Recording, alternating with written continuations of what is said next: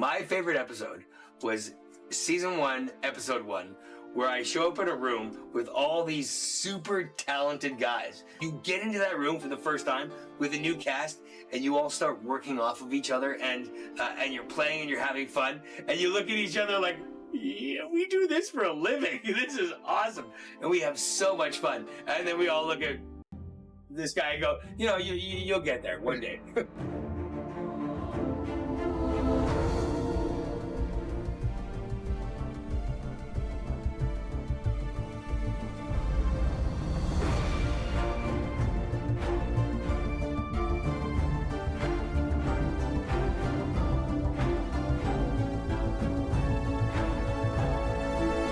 So today is Ninjago's 14th anniversary.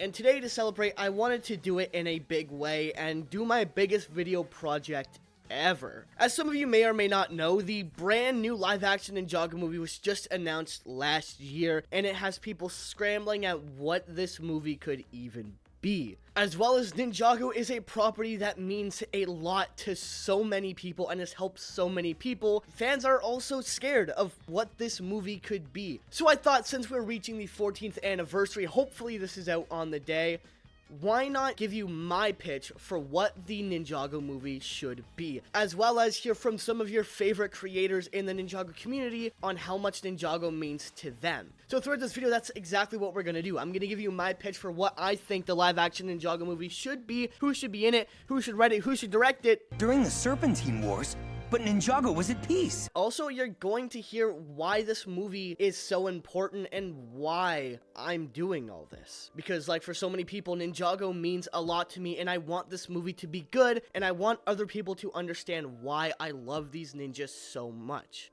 So a couple things out the gate before we actually dive fully in there. One thing I do want to say is thank you guys so much for, one, even clicking on this video, and two, thank you to my subscribers, and most importantly, my channel members, who you'll see up on the screen right now, who support the channel and videos just like this, and have given me the fuel to keep going, because 2024 was a rough year for me. As you can see from my uploads, I really didn't touch the internet that much, but we're back here, and I'm ready to grind out this year. With that being said, let's finally get in to Ninjago Way of the Ninja. Now, I do want to say right away, this is an adaptation of the 2 pilot episodes that came out, well, 14 years ago today, and I did that for 2 reasons. Number 1, I think it's the safest bet. To get that out of the way, it is definitely the safest bet for this movie to just be an adaptation of the pilots. Not only is it already a great introduction for our ninja, it'll also have a lot of nostalgia bait for older fans who might have fallen off or who are still keeping up with the series. How will they adapt that one iconic scene in live action? What will they change in this adaptation? I almost feel like it would be dumb not to go for this approach. And personally, I also really like this approach because I would love to see this in live action as well. Now, for who I'd personally cast as the ninja, I'm not fully sure yet, but I do know I want Jolo as Kai. I love him in Cobra Kai. I'm praying that he's Ace in One Piece Season 2. He's a great actor. He definitely has the skills to pull off someone like Kai, not just as a character, but I mean just... Watch out, Scott.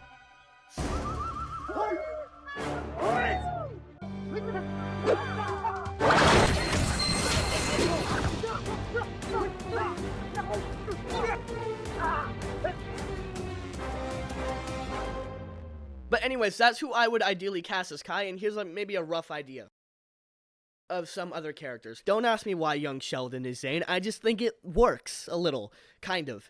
And also Garmadork, I don't know who this is, but they're in like a Godzilla movie, and he just looks so menacing and cool.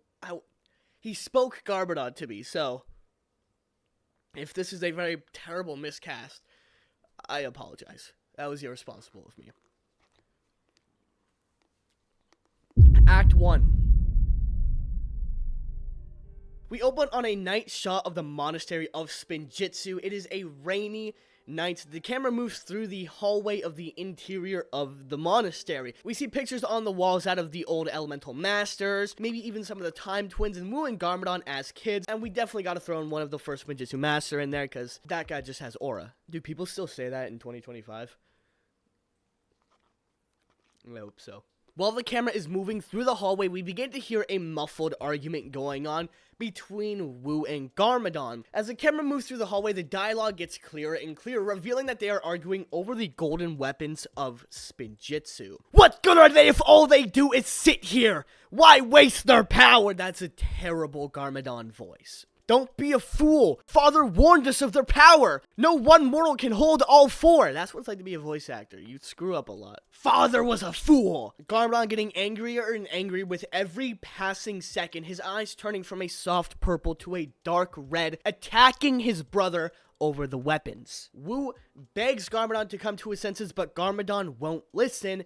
He's too far gone. Garmadon attacks Wu, and Wu, in retaliation, has to fight back, using the weapons to hit Garmadon, sending him flying out of the monastery. The two enter a brief fight scene, ending with Wu striking Garmadon down into the underworld, bringing us into the title card for the movie. Now, yes, as you can see, I am adapting some of the mini-movies and some other parts of lore from Ninjago. I feel like this is a scene I'm not sure why it wasn't in the pilots. Yeah, it's a mini-movie, yeah, it's still there, but man, could you imagine sitting in theaters and this is how the movie opens? Like, that's how you know they're in it for the fan. I mean, we do have the original writers of the show, so I'm not concerned about that at all, but it would be great to see stuff from the mini-movies or other stuff from, like, the comics and stuff that you could easily miss out if you're just a casual fan. So whether you're a new or old fan, I feel like you could get something out of this opening, whether it's just really cool, hey, they did that, or just, wow, this is gonna be a crazy movie. Also, I'm not sure what LEGO and Universal is gonna want to do rating-wise for this movie. I'm hopefully going for a PG-13, though I don't know if they will do that, given this is one of their own IPs, but they also do make Marvel stuff, and I feel like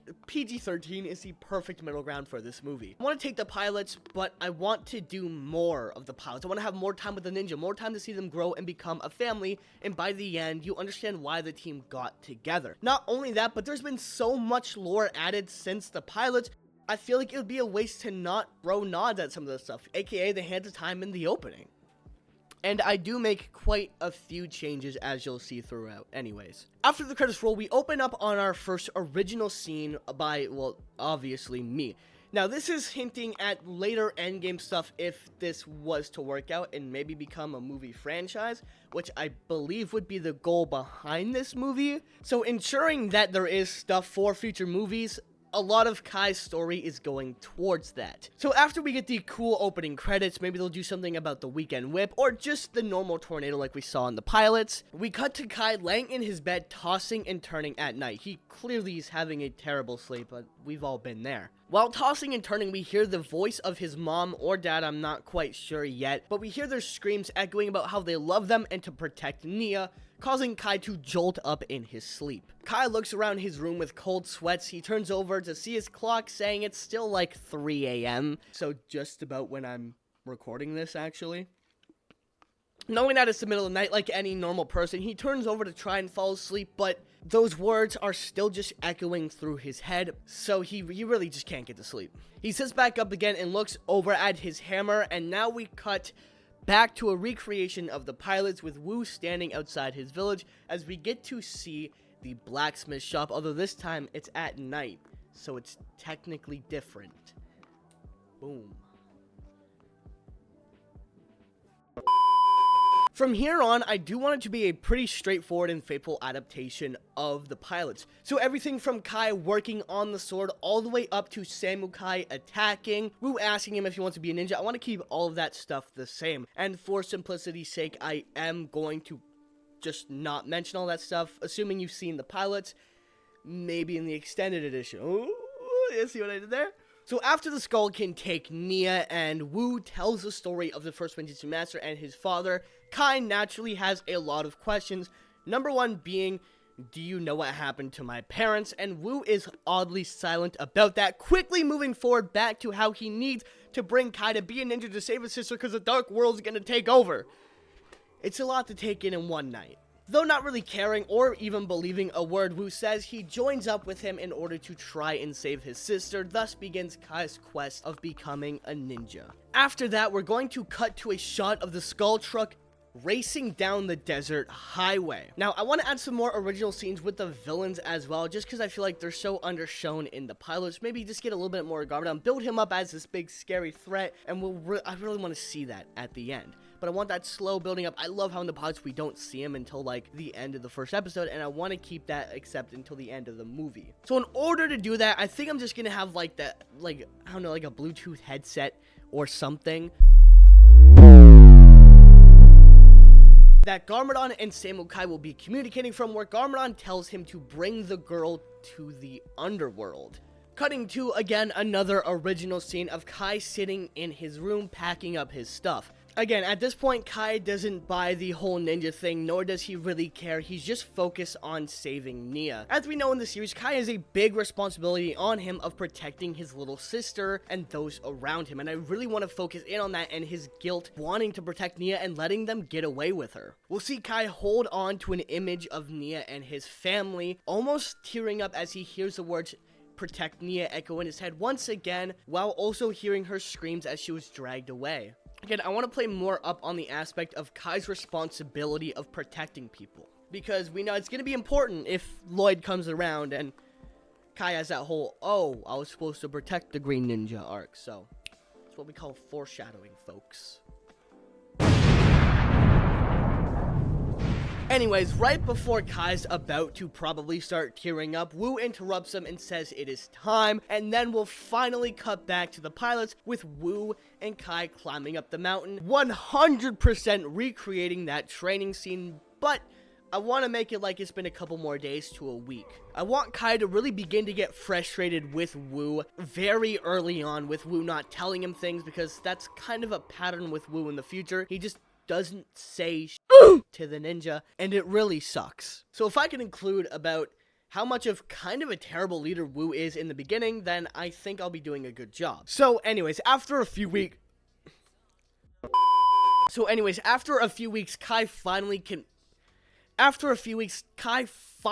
completes the training course, once again asking if he finally learned Spinjitzu, with Wu just honestly ignoring him again, just like in the pilots, leaving Kai completely dazed, confused, and a little angry. We now cut to later that night with Kai out in the training yard training with a punching dummy.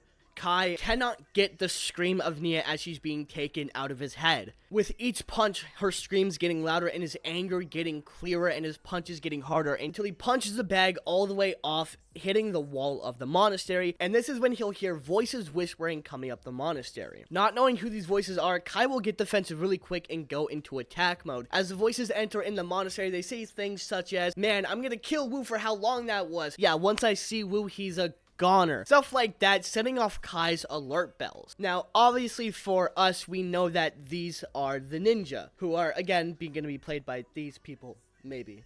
Or some newcomers. I think that'd actually be better. Just a completely unknown cast. So while Kai is very angry at Wu, he's not going to let these hooligans kill Wu in his sleep, thus causes Kai to attack the ninja, beginning their little scramble. Once again, ending with Wu coming out and introducing all of them to each other as the fourth chosen ninja. And again, I'm going to keep this scene the exact same. It perfectly showcases who each ninja are, their personalities, and I love Zane's. Maybe make Zane a little bit more awkward and weird. Like, I love Lego Movie Zane. Man, my mom is on my case all the time. She's all... Hey, Lloyd, nobody's parents are perfect. I mean... Tidy whities, still? Face it, you're out of moves, Wu. Oh, yeah? How about this one? Oh. I call it the cage monkey. You got to be kidding me. Gasp. Like, where he just, like, there's not a thought in his head, and I think it's cool, and I like Zane like that. So that's how Zane's gonna be. He's gonna be a bit of an oddball, even more than he was in the pilots. You can thank the Lego Ninjago movie for that. But so what was the point in changing all of that? I want to hone in on the pressure that Kai has looking after people and the failure he feels when anything goes wrong. That's one thing that's really common within the Smith family, is that they don't take failure well at all. As well as this gives old fans a different way of meeting the ninja again, well, kind of leading down the same rabbit hole, getting us all to the same place. That's majority of what this movie would be, in my opinion, and what I want it to be. A lot of the same, but a little bit of a difference. My minor changes here and there, but ending at the same path. So instead of the ninja confusing Kai for an intruder, I thought it would just be fun to switch it up and have Kai confuse them for an intruder, again, as a little difference for the fans. So that's why that change was there, and that does end Act 1. Yo, what is up? My name is Kai. I'm your favorite fire ninja from Lego Ninjago, here to talk to you, Garmadork. That's right, I know about you, and I just gotta say I'm super excited. I mean, I can't even believe these words are saying my mouth, and I just, yo, just back off a second, Kai, let me take over.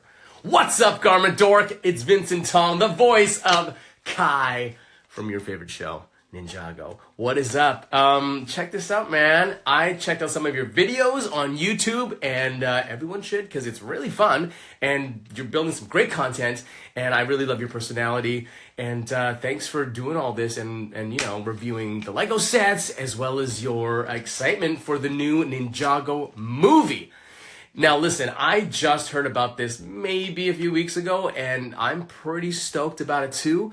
My thoughts on it. Let me see. My thoughts on the Ninjago movie. I mean, personally, I would love to be a part of it, but no one has reached out to us because we're but the mere voices of these characters from 70 years ago. But, who are we, right?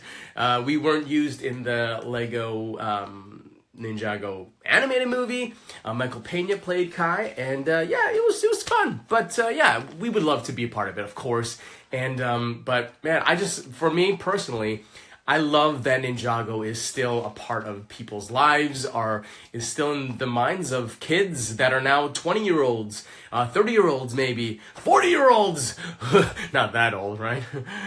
Yes, that old. But yeah, I'm just stoked to be a part of it, to be part of this legacy character that is Kai in Ninjago. I've been recording the show since 2010, Garmadork. So, how old does that make me? I don't even know.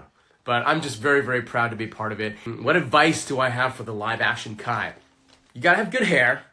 You gotta have a sassy attitude, but you have to also be extremely vulnerable, because Kai speaks from the heart right away, and he kind of wears his heart on his sleeve. There's no hiding behind Kai's motivation, if it's to be brave and to rescue somebody, or if it's to be scared and shy. He just kind of lives his truth all the time. So I think that's the thing about Kai. You kind of you get what you get with him. He doesn't really skirt around the bushes. Is that a saying? I have no idea. All right. Garmadork, I've rambled on and on and on. Thank you so much for getting this cameo. Much love to you and all of your subscribers on YouTube. Keep making content, keep creating. I think that's really, really cool that kids these days have the capacity to go after their loves and their passions and create content for people to love and enjoy. I think it's very beautiful. I'm continuing to do what I love to do, which I think is such a blessing. So keep on doing what you're doing, Garmadork. All right.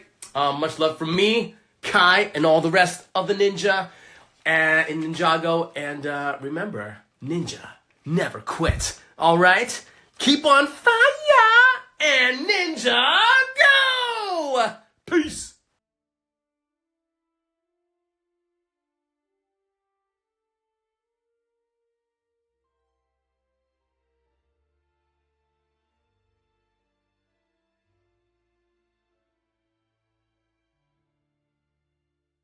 So going into Act 2 is when I'm going to be making a lot more changes. This act is going to focus on the ninja's hunt for the golden weapons that was really short in the original. Obviously due to the time constraints of them only getting 2 20-minute episodes. And if we're adapting it, there's no point in not extending stuff, and you're really going to want the audience to love these characters. So the more time we can spend with them, the better. So I really want to extend their bond. I want you, by the end of this movie, to be like, yes, the ninja are together. They're the ninja team. Where, yeah, you get that with the pilots, but you get it really fast. And since we have, at least 2 hours on our hands, let's slow it down a bit. So Act 2 will begin with the ninja on their way to the first golden weapon, the Scythe of Quakes. Also known as Moro's death area. And, yeah, I think we should see Moro's body in here at some point. I think that'd be cool. In case we never get to do anything with Moro, why not throw it in now? So keep an eye out for Moro somewhere. So once again, we pick up with the ninja all heading to the site of Quakes and introducing each other and how they kind of met Wu. Once again, Cole just says, yeah, let's climb a mountain. Zane, I don't want him to say anything. I just want Zane to stare off into the abyss and kind of go, I don't know. I don't really want to, I don't know what I want to do with Zane. I'm not going to lie. I just want him to be weird. Is that rude?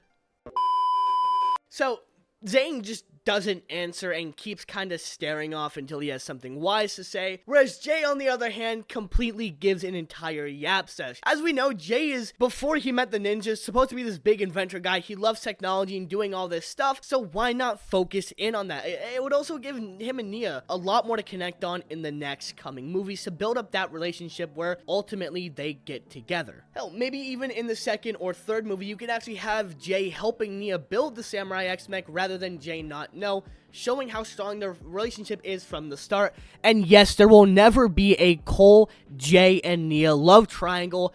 That was awful. Hey, this is Lloyd Garmadon, the Green Ninja.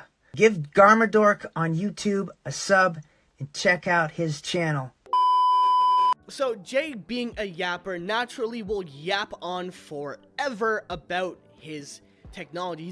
He's gonna go on about, I was working on a groundbreaking invention with a suit of armor that can fly, and I was gonna do this and this and this until eventually he gets cut off by Cole, just telling him to shut up because he's so annoying. And yes, I did say that right, suit of armor. Rebooted exists. We know a lot of technology exists in Ninjago, and it feels weird going from what almost felt like ancient Japan to Cyberpunk 2077, so we're just gonna cut the whole no tech thing and just have tech straight from the beginning. So anyways, after Cole finally shuts Jay up, the ninja arrive at the tomb, or the sought tomb of the first Spinjitzu Master, where the Scythe of Quakes was left. Obviously, they don't know at the time that it's the tomb of the first Spinjitzu Master. I just forgot the name of it, and I just rewatched season 5, so that's what's on my brain right now. Anyways, they arrive where the Scythe of Quakes is, and it somewhat plays out the same. They get there, they notice all the skeletons are there,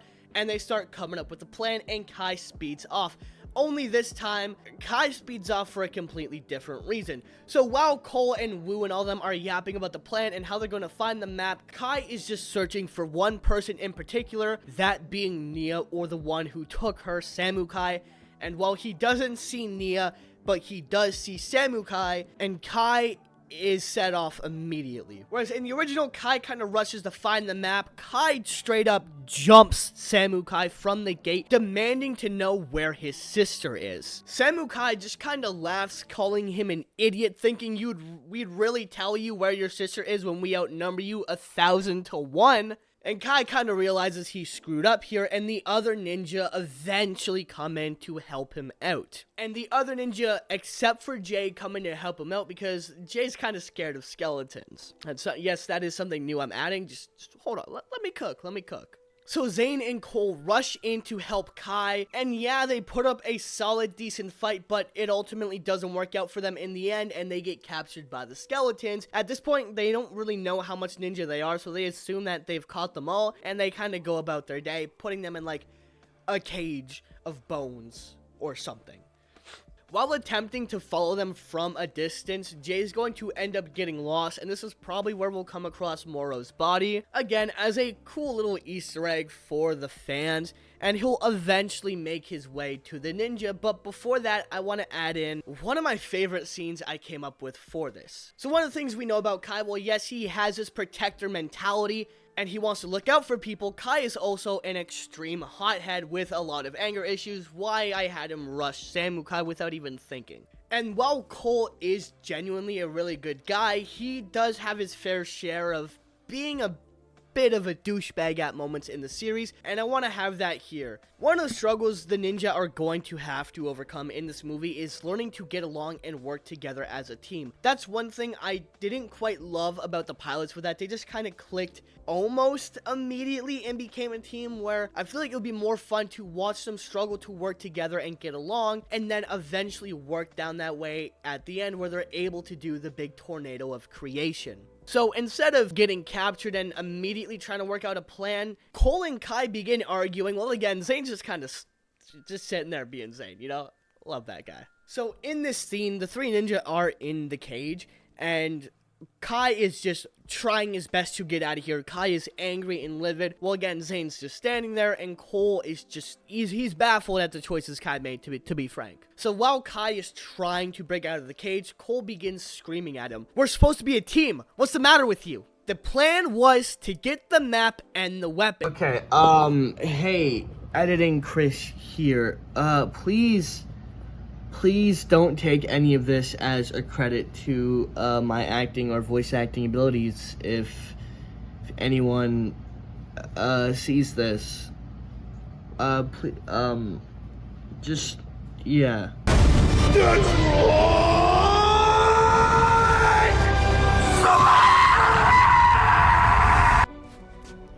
It all makes sense now. The greatest villain is the one you never knew was there in the first place. You said that. Oh, yes. I'm the criminal mastermind. How could I have done this? Do you realize how silly you're sounding? I love you. Stay back. Lloyd? You only wanted me to get the mask you couldn't find. I need ladies! Yeah, that's kind of more closer to, just like imagine these scenarios with better actors. Or yeah, okay. He ends up noticing that Kai isn't really listening. Hey, I'm talking to you. I don't care about your stupid map or team. I just want to find my sister. It's at this point Cole stops Kai from attacking the bar so he can listen to what he has to say. And how do you plan on doing that, tough guy? You have no idea where she is or what we're truly up against. It's like Sensei said. I don't care what Sensei said. Magic weapons, dark forces, all of it sounds crazy. What makes you so quick to believe anything that old man says anyways? I don't know if you just noticed, but we just fought skeletons. But you want the truth? I have no idea how much of what he says is true or not.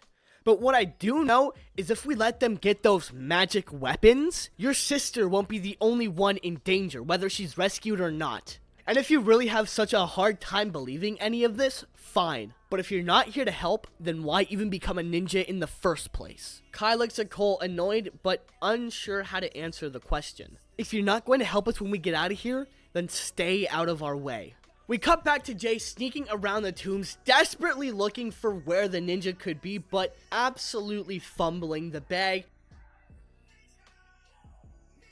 But eventually he does stumble upon Samukai and the skeletons, sneakily taking the map while they're busy talking to Garmadon, while Samukai's updating him on the fact that they captured 4 dudes in what seems to be pajamas. Pajama Men! And yes, also, it is there that Jay will notice that the map is upside down and they are digging on the wrong side of the cave. So then, after hearing where the ninja are roughly from Samukai, he will go to untie them, screaming as he gets there about how he knows where Samukai is and they're digging on the wrong side of the cave and he has the map to all the weapons. And after he unties them, Kai will literally go like sprinting to where he heard Samukai was to get more answers about Nia. Jay will ask, should we like go after him? And Cole will just, no, he's not part of our team anymore. Jay, well confused, knows they have more important things to do, and the 3 of them go looking for the scythe, while Kai goes to deal with Samukai. So the ninja will pretty much know where they're going, so we'll quickly show them getting to the scythe and opening the little stone there, just very briefly heading into there, and then we're going to cut to Kai rushing towards Samukai. Now, his initial plan is to just attack, but he very quickly overhears a conversation about Nia, hearing that they're taking her to the Temple of Fire. So hearing this information, Kai decides to go back to join the ninja. We'll see him just quickly turn back and run. And yes, Samukai will notice that Kai was there. And then we cut back to the 3 ninja taking the Scythe of Quakes. And this is where it gets crazy. So for this scene, I didn't just want to copy the original. I wanted to do something a little bit different to give old fans something new. So given how we know Lloyd just throws hands with the Overlord Dragon at the climax of the original series, I think it would be a lot of fun if we even for the purpose of power scaling, see what it's like when the original ninja try and throw hands with a dragon as well. So that's what they're gonna do. So after pulling out the scythe and starting to walk away, the dragon begins to roar, thus entering the ninja in their dragon battle. So as they go to leave, the earth dragon blocks their exit, now forcing them to fight, and Cole, being terrified of dragons, this is where Cole kind of steps back and goes, yeah, no, I'm not made for this, where Jay and Zane take front, center, and stage. Jay thinking he can just straight up take on a dragon with his fist and get sent flying into the wall, where Zane kind of plays it a little smart, trying to figure out if the dragon has a weakness, throwing things at him, using his shurikens, but nothing is quite working. The dragon is thrashing them around. It's really honestly not looking good for them. Even trying to use the Scythe of Quakes isn't working until eventually Cole grabs the scythe and hits and breaks their way out, but to see skeletons on the other side.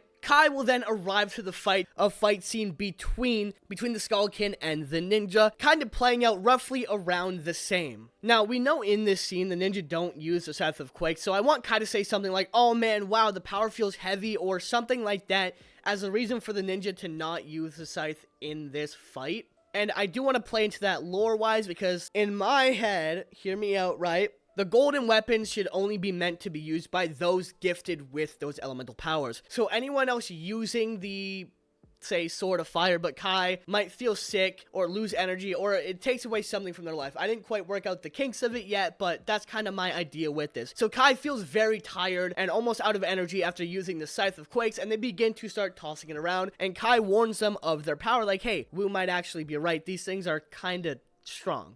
So then that's where I want this scene to play out again, finally having Jay unlock Spinjitzu, going through the motions of the training course, and then one by one, each ninja will unlock Spinjitzu, accidentally breaking the dragon free.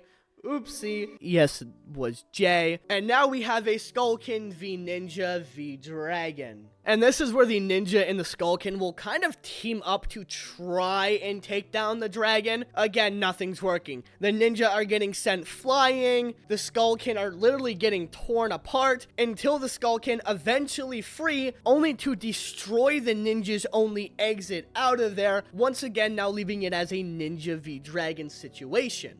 This is where one of the ninja, whoever has the scythe at this time, will toss it to Cole. Again, still trying to play keep away because the dragon's also trying to get it back. And Cole will notice that, unlike what Kai said, this actually feels really good and almost feels right for him. Cole will grab the scythe, his eyes will glow, and he'll finally unlock his element of earth, thus being able to break them out by using the weapon, escaping the dragon's tomb, with again Wu on the other side. The ninja will celebrate, but just barely, because they're not necessarily getting along, but they're also really excited that they just took on a dragon and skeletons. Kai will maybe start to believe a little bit on what Wu was saying. Wu will obviously scold them for using the weapon and how dangerous the power is, and Kai will kind of agree, but Cole will say how great it felt. Wu will then explain to the ninja how the elemental powers will work and how they're going to work in my version of the story. See, while the elemental blades don't necessarily contain the elements themselves, it is within the ninja. You can borrow the elemental powers, but coming at the cost of your life force, maybe, I think. So that's why when Kai used it, he was really tired. It dried him out. It drained some of his life force. Whereas when Cole used it as the elemental master of earth, already having it within him, he was able to use it fine without a problem. And yes, this will also unlock Cole's element of earth already. I didn't like that everyone else was born with their powers, but the ninja weren't, and it wasn't quite explained how that works. Or maybe it was, and I'm just an idiot, but I don't like it, so I'm changing that to the ninja always had their elemental powers, like physically, but the golden weapons are more of a way to harness them easier until they unlock their true potentials. After this, we're then going to cut to what I want to call the Undercity. Think of this as, like, Ninjago City, but like the Upside Down from Stranger Things. But it's where like Garmadork, it's the Undercity, because it's like under them, and it's like the dead people and the skeletons underneath them, and it's a city instead of just like a little rock like it was in the pilots. I want to add some culture and some liveliness ironically, to the Undercity, the world of the dead. I know we also have the Departed realm, but the skeletons. So we're don't think about it. Just cool skeleton city where the skeletons are from. So it's like Ninjago, but evil. I'm tired of explaining this to you. You get it. And this will be a scene just like where in the original pilots, Samukai is going to tell Garmadon the news, except we don't see him, we just see Shadow Garmadon. Obviously, we hear his voice, but Samukai is scared. Like, extremely scared of this guy, and we don't quite know why yet, but he's really nervous to go tell him, visibly sweating if skeletons can sweat. I'm not sure about that one. So, maybe he's sweating. And this will be the same shebang. They got the first weapon, and Garmadon will kind of laugh like, yeah, this is exactly what I wanted. Remember to bring Nia to the Fire Temple. Everything is going according to my plan. Fear not, the power will be yours soon. So in this one, we get more kind of manipulation from Garmadon. Garmadon's kind of playing everyone along. It's pretty much the same scene, just I want it to seem like there's more in it for Samukai. Like maybe he's promising him some of the power or something from the golden weapons. I should have thought more about that. But anyways, he'll do his like evil laugh, and we'll get like a Star Wars transit, like. So we pick up with the ninja, not like I said, getting the elemental lightning weapons, but actually these shurikens of ice.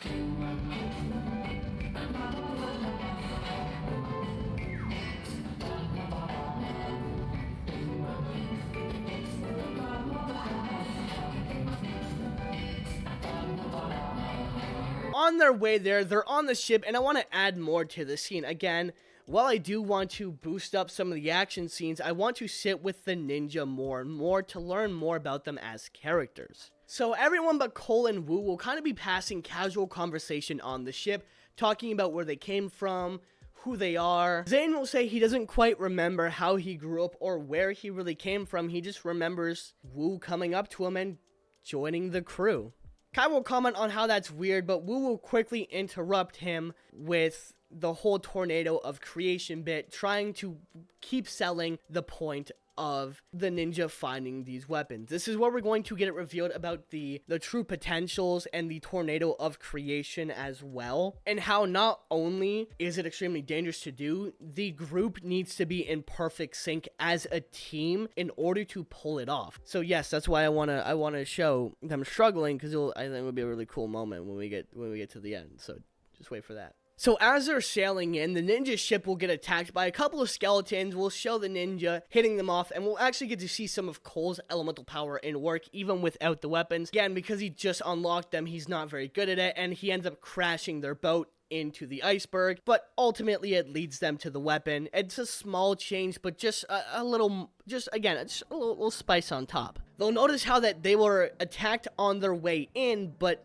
not actually around the weapons, and they're really gonna have no problems going in and grabbing the shurikens and leaving. They'll briefly maybe tangle with the dragon, but I kind of want it the same, where they just get frozen and they kind of quickly dip out of there. But again, the suspicious thing is that there's no skeletons around there. They're attacked on their way in, but not on their way out. Almost like they were letting them get the weapons.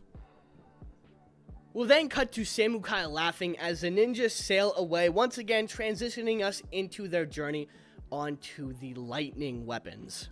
Now again, there's going to be almost no skeletons there, and yes, the ninja will find this suspicious, like, yo, where the ops? And this is something that kind of bugs me with the original. We get almost no time at the lightning temple, and I tried so hard to figure out a way on how to extend it and what I'd want to do with it, but I can't really. The best I could come up with is that there's some kind of race maybe involved in order to get the nunchucks. Like, you race the dragon, or once you grab them, you have to, like, get to the boat, or, like, it starts, like, lightning pouring down or something. I truly don't know what I'd want to do with it, but I would want this scene extended. I just couldn't fully think of what I'd want to do before I wanted to get this video out. Again, the extended edition, if you guys do like this, one real quick, I do want to interrupt here. What I want to say, if you guys are liking this, please let me know down below, and let me know what you would like to see more visually and story-wise when it comes to these, if I do end up making my vision for the second and third movie, which again, I have ideas planned out for Not just a trilogy, but like what a saga of movies could be. So if you guys would be at least down to see the first trilogy, I'd love to make these videos, and I'd love your input on what should go into these next. Also subscribe for more content. That'd be cool. So anyways, after the ninja finally gets 3 of the 4 golden weapons, we're gonna cut to them laughing and chilling by the fire. Yes, we're gonna recreate that scene. The ninja are celebrating. They're finally starting to kind of get along, except for Kai. He's gonna be grumpy. He's gonna go sit alone. Like the grumpy pants he is. Now, it's at this point Cole will notice, and Cole, who's obviously supposed to be the leader of the ninja at this point, will go up and try and make amends with Kai. He'll walk up to Kai asking if he can take a seat beside him, to where Kai won't really respond, and Cole will just sit down anyways. Why? So you can lecture me on what it means to be a ninja? I already told you I'm just here for my sister. Yeah, whatever. Cole takes a seat beside Kai while Wu looks in at them, but he doesn't say it. He's just kind of chill there. He gonna let Cole do what Cole gonna do. But still, I wanted to thank you for earlier. I only came back for your sister, we know. But still, you saved us. I get that you're stuck on the whole not wanting to be a ninja thing, but you gotta admit, we make a pretty good team. Kai and Cole will begin to lightly joke and kind of reminisce on the journey they've had so far, and the other ninja will eventually encourage them to come back to the fire, with Kai finally joining in on them. It's here Kai will finally ask them why they were so eager to become a ninja. No offense, Wu, but it sounds all crazy. While no one's quite sure how to answer, Cole is the first person to at least try. Wu found me after my mom died, when my dad buried himself in his work and almost completely forgot that I existed. So I would go out to climb the mountains and just think. She always used to tell me something as a kid. As a kid, I'd always get beat up for trying to help out other people who were bullied, and it would always end up with me in the principal's office somehow rather than anyone else. And I'd get scolded for getting into fights, but she'd also tell me this. I want you to promise me, Cole, that you will always stand up to those who are cruel and unjust. Always. I promise, Mom. Always. He'll tell them that he became a ninja to honor their memory. Where Jay will actually kind of begin to tear up. Well, Zane, okay, he's Zane. And this is where Kai will show his first steps of actually caring for these people, where he lets Cole know that he thinks his mom would be very proud of the man or the ninja that he's becoming. This is where Jay, obviously being the comic relief, will start to lighten things up, and Zane will kick out playing the bongos. They'll start laughing, and we'll get a recreation of that scene by the fire in the pilot, where even Wu gets down and starts dancing, and the ninja are finally becoming a team.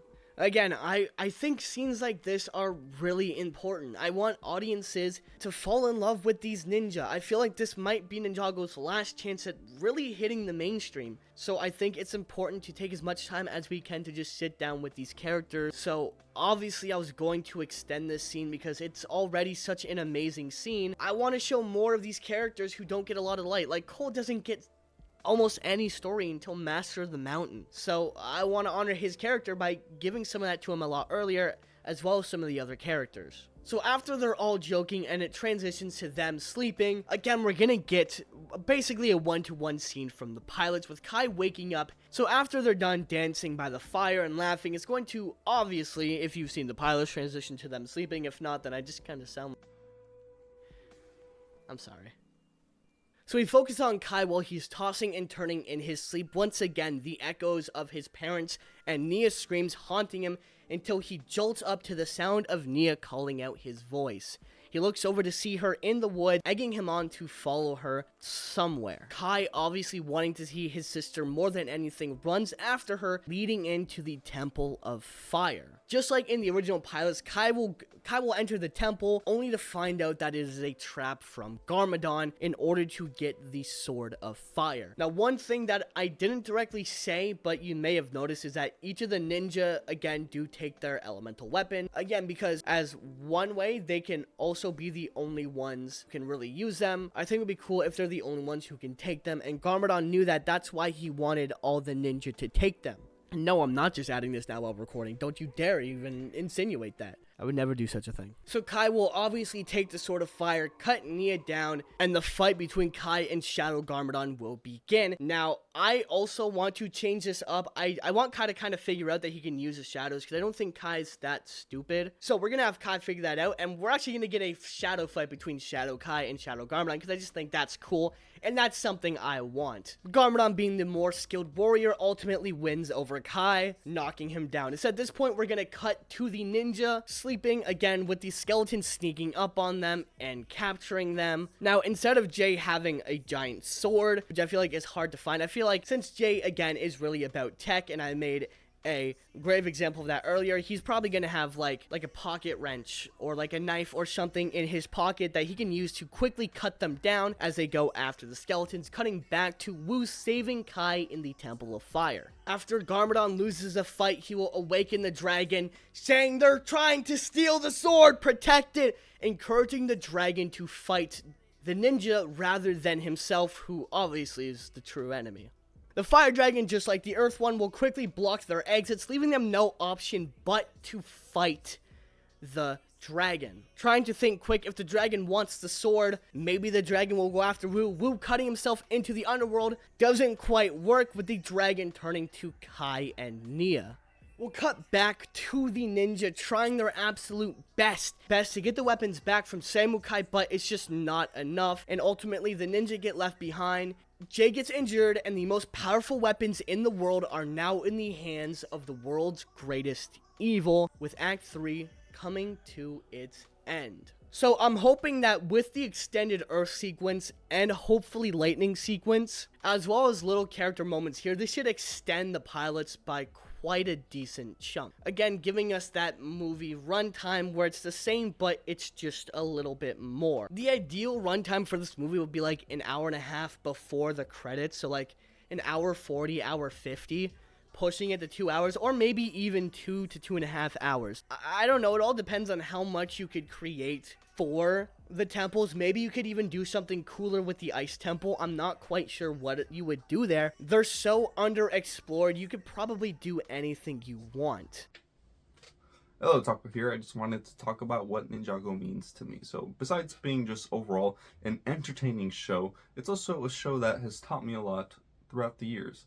And on top of that, it's also a show that I know I could always just go back to through thick and thin, whatever I'm feeling. Like, if I'm feeling down, put on some Ninjago. If I'm like on the top of the world, you know what? I feel like watching some Ninjago. So Ninjago is just one of those comfort shows for me as well, because I've basically grown up with it all throughout the years. So honestly, awesome show.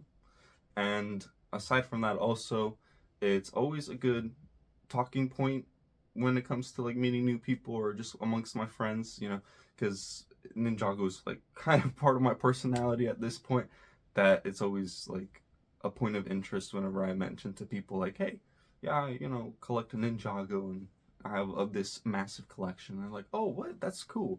I remember when I used to watch Ninjago. I'm like, yeah, but it's still going on. So it's always an interesting little talking point for me as well. And also on top of that, it has cultivated a tradition that me and my grandmothers do, which is whenever there's a new set release, I go out with them and I buy the Lego sets and I just have lunch with them. Prior to that, we have breakfast together, have a cup of coffee, a little piece of sweet bread, and go out to the Lego store. Just walk around, buy them sets, get some lunch, and just have a good time. And that has been going strong since 2018, so consistently. So yeah, just all that Ninjago is fantastic, and just a huge shout out to my grandmothers because I love them. They're fantastic, and they're also the ones that helped me early on with my Lego Ninjago collection. So love them so much. Thank you.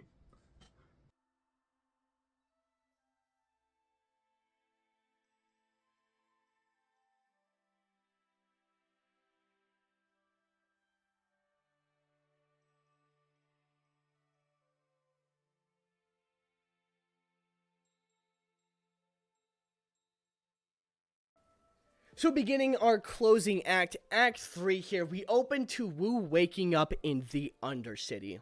beside a picture of him, Garmadon, and Mustake. Obviously the one that we know is in his hat from somewhere in season 2, I think it was, with the Stone Army. Correct me if I'm wrong in the comments down below. But anyways, we see that picture of young Wu, Garmadon, and Mustake as he quickly puts it back in his hat and goes looking for Garmadon.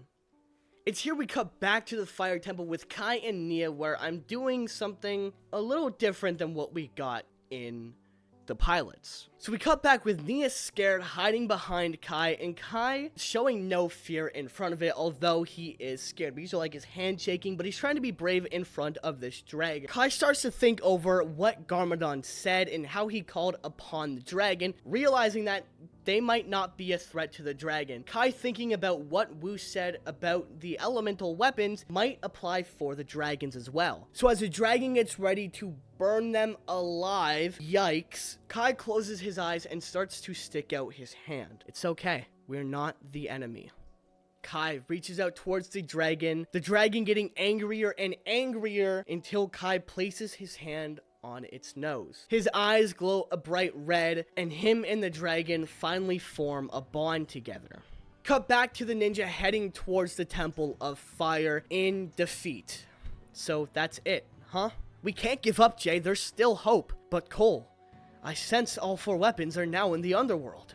Jay begins to panic, pointing out the fact that there's absolutely no way for them to even get to the underworld, and they failed, and they might as well go say goodbye to their loved ones because Garmadon is coming. It's then we'll hear Kai's voice as we hear the flaps and the roar of a dragon come from behind the ninja. We may not be able to cross over, but they can. The other dragons land behind Kai, and Kai fills them in on the power of the dragons, and how he figured that if the elemental masters bond with them and the dragons are only there to protect them, then maybe the dragons might understand who they are based on a connection as well, which somehow worked in the end, and Kai was able to get the other dragons. Movie magic. No. Please don't ask me to make up things I explain in a lore that already exists. It's then Jay will notice Nia and go, "Are you right, Roo?" What? He cannot talk, but he wants to know if you like blue. Nia giggles to herself just like in the original, and she'll tell Jay how it's actually her favorite color. And while she may not know it yet, but this was indeed love at first sight. Kai lets the other ninja know the situation and that Wu's in the underworld while Nia and Kai say their goodbyes. Kai letting her know not to be sad, and as soon as he gets back, they're back to the blacksmith shop like none of this ever happened, with Cole very clearly hearing that. I don't know, I think here you could also have Cole have like a sad reaction, like he felt like Kai and them were having a bond, and they were, but Kai's still not fully sold on being a ninja just yet. The ninja take off on their dragons, and I want at least like a 2 to 3 minute scene with some really cool music, just showing off how awesome it would be to ride a dragon, kind of something like How to Train Your Dragon. Like, come on, like, that'd be so cool. We need to see something like that. Just show the dragons flying around. You can show more Ninjago City, maybe show some of the Serpentine tombs, or where the Great Devourer is, something like that, to just be like, oh, maybe that stuff is coming, right? I think that'd be cool. Maybe show the Dark Island, maybe.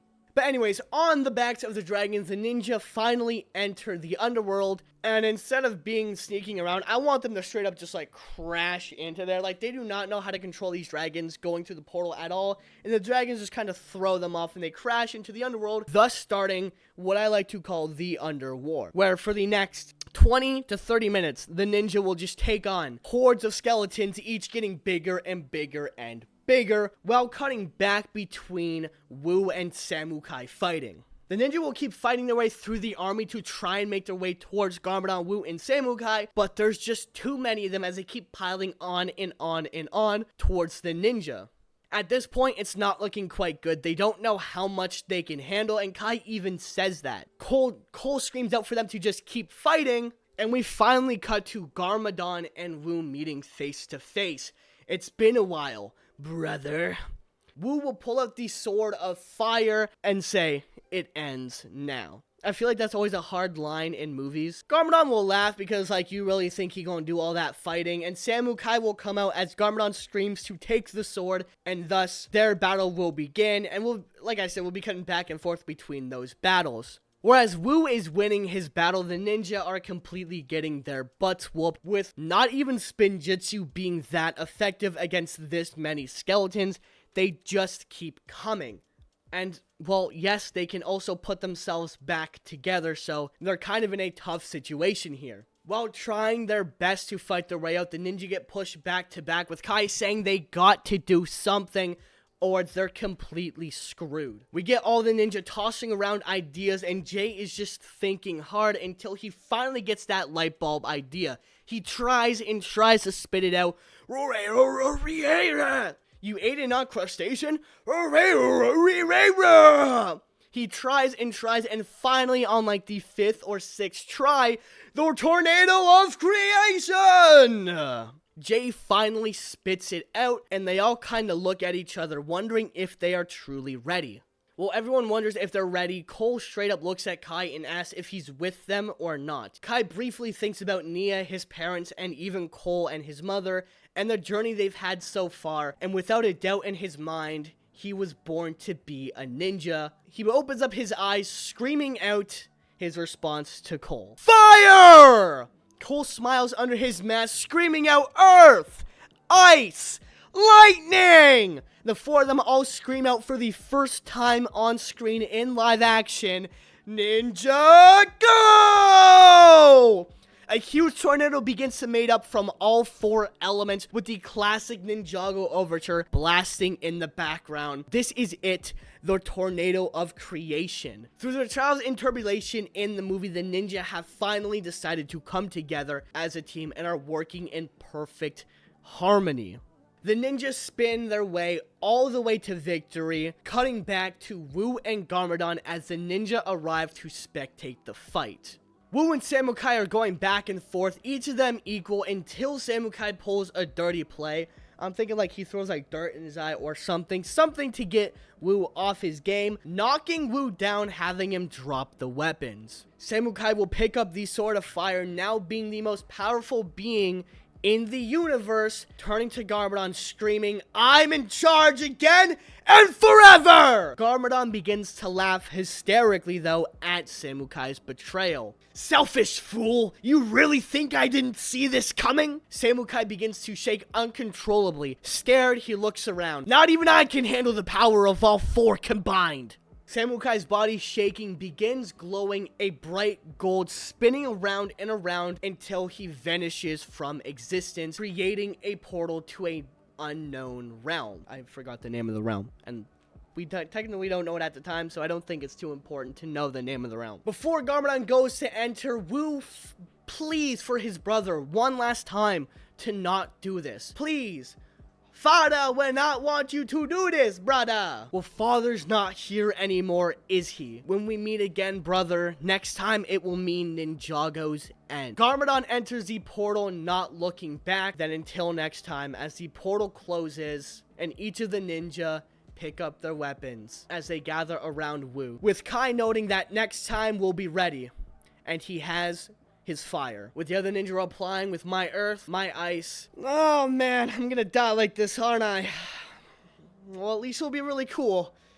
And you have my lightning, with now officially the ninja being a team. So finally we did it. We're finally here with the ninja being a team. Hopefully with my explanation of this, you guys see where I'm coming from and how I just want these characters to be together, but I want the struggle there. I want more of these characters. I want to sit with them a lot more. And I'm really hoping that everything I did shows you guys the reason I made some of the changes to the powers and the tornado of creation, all in hope so that when they do get together as a team at the end, it really feels like we've been on a long journey with them. Like this is something we've been waiting for, and they're finally together, and going into the future, they're ready to take on whatever comes at them. We cut to Nia sitting outside the blacksmith shop with Kai arriving on his dragon. Nia comes rushing out to Kai and they both embrace in a hug. So, how'd it go? Kai lets Nia know that he's joining the ninja. He may have saved her, but he has a responsibility. For some reason, he was chosen to be the master of fire, and he needs to know why. He also believes that this has something to do with their parents, and he's going to find out what happened to them. Nia says she's going to pack his things, and Kai argues, but she refuses to listen, obviously. We'll get like maybe 5 to 10 minutes of Kai and Nia reminiscing on their home one last time until they say goodbye to their village forever. Maybe talking more about their parents and discussing what more happened that night. Nia questions on what Wu might know about their parents and what their parents have to do and why they were entrusted with the map in the first place. They know something suspicious and they're going to find out, and they finally leave, setting off on their journey to ultimately find their parents. When finally arriving at the monastery, the ninjas start their celebration of defeating Garmadon, though they know it's not over yet. Just as they're celebrating, the ninjas scream out how they'll be ready when Garmadon comes, and they recreate the iconic scene where Kai puts his mask and will be ready for him. And just as it seems like the movie's about to end, the mailman will come screaming in that there's trouble and Garmadon has returned. The ninja will quickly rush on their dragons, racing to see who can get to Garmadon first. We'll get a cool shot of the ninja on their dragons, getting in, heading to, you guessed it, Jamanakai Village, ending on the reveal of Lloyd Garmadon. Hey, this is Sam Vincent, voice of Lloyd Garmadon, the Green Ninja. In regards to the casting for the live-action movie, talking about advice for who might be cast as Lloyd in a live-action movie? Well, that's a tough one because everybody's got different opinions about different things. But if I was casting, I would go in the younger vein. I wouldn't go with the big star. I would perhaps go with Christian Convery. You might know him as Gus on Sweet Tooth. He's about 15 now. I think he'd be a great Lloyd Garmadon and keep the whole cast kind of in the youngish range, the way it is on the show. But that's just a choice. I don't know. Just me. I prefer my Lego people as little plastic figures. So that is my version of Ninjago Way of the Ninja. How I would kind of do a live action version. Like I've been saying throughout the entire video, I would love to keep it extremely close to the pilots as possible because I think it is, minus a few flaws or, obviously not knowing things that happen a lot later on, it is a pretty perfect pilot adaptation. It's a perfect pilot episode, a perfect beginning to this world. Add in some more lore, add in some extra scenes, fluff it out a bit, you got yourself a really good, solid first movie. Now, this isn't me saying they have to do this. They could go a completely different direction for this. This is just what I would like if we're adapting things. If we're going a completely new route, I do have so many ideas for, different movies. But I think the best call would be to go for the nostalgia play and do an adaptation of Way of the Ninja. Hinted the Green Ninja in the end there. Also, there are a few things that I didn't mention that I'd quite like to note that I would love to see happen in terms of the marketing or in this movie. Now, number one is invite YouTubers, land members, whoever to the set and to be in the movie.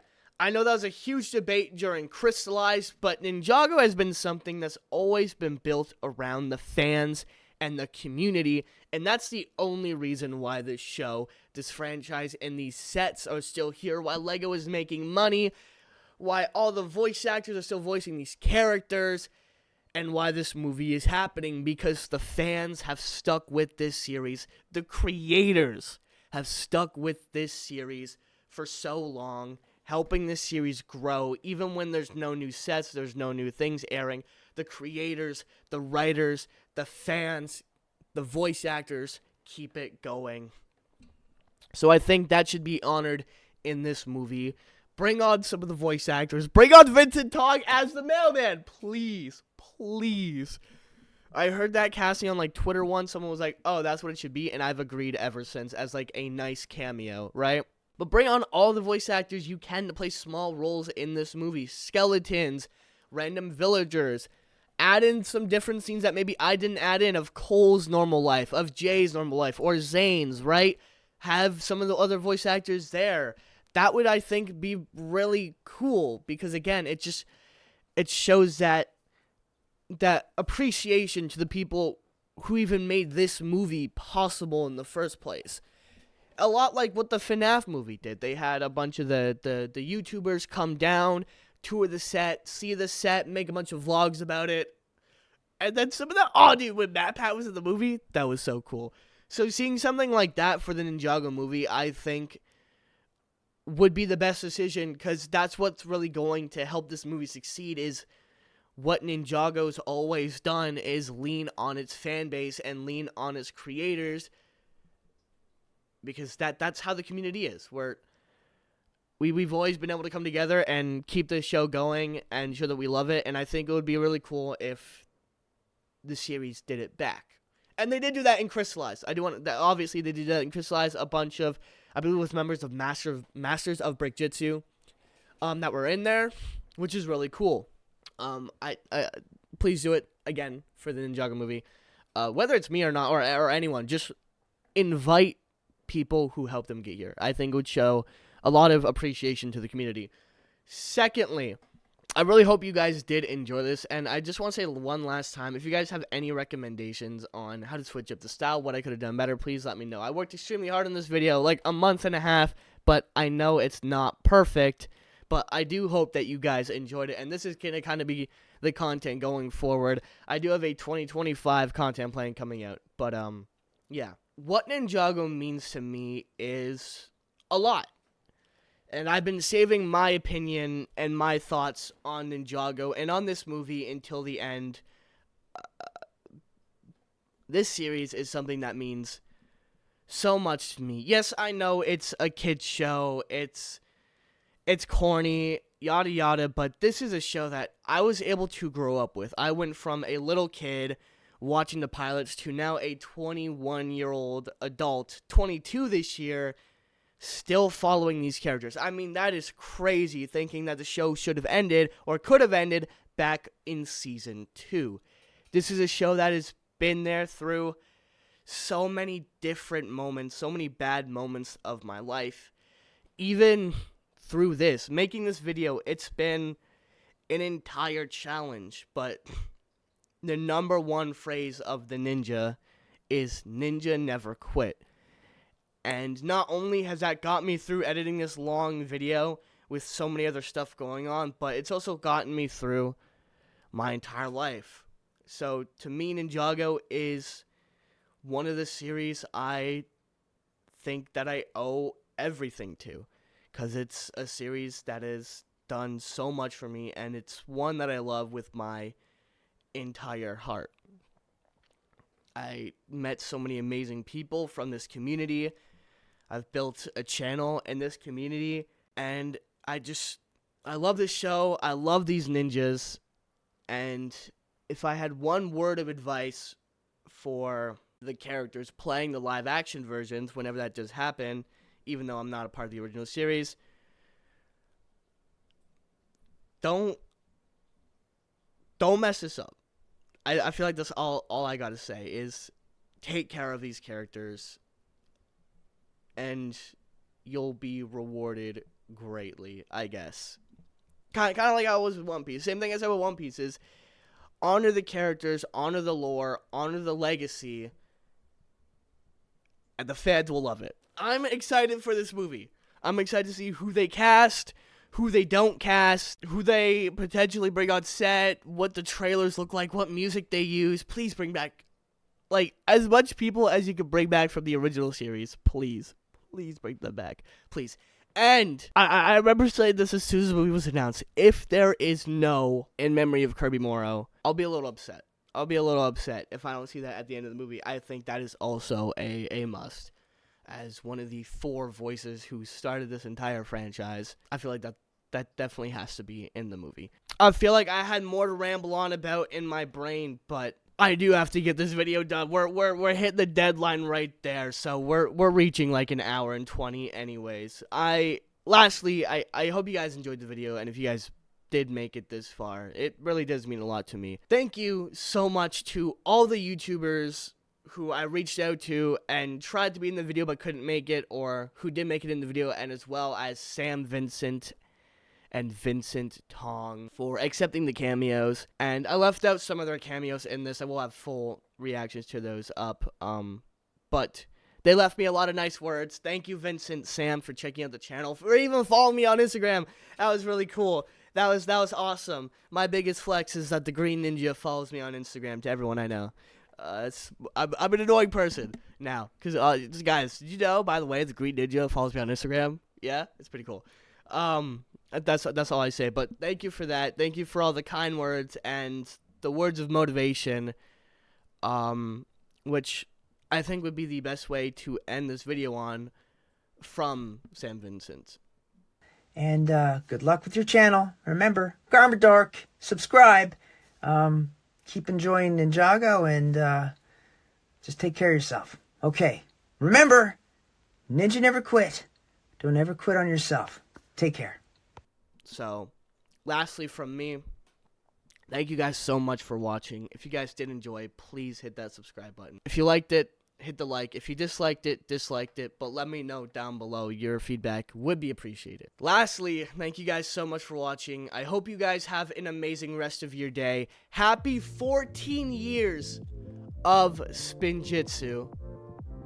Don't cry because it's over. Smile because it happened.